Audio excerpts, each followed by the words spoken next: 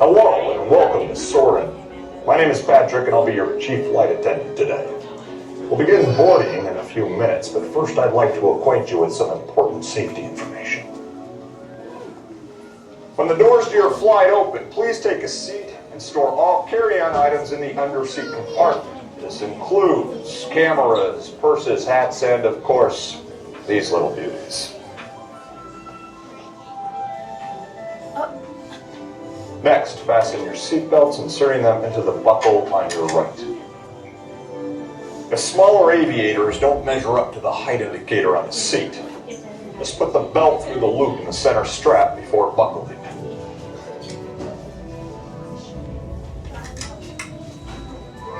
Nice work, pal. Soon you will be airborne. So if you or your little aviators have a fear of flying or of heights, you might want to wait for your party at the arrival gate. Okay, let's review. That is seatbelt, carry-on item, safety strap, fear of heights, keep your hands and arms inside at all times. Anything else? Yeah. Have a nice flight. All right, I'm at row 3. Can you hear Henry?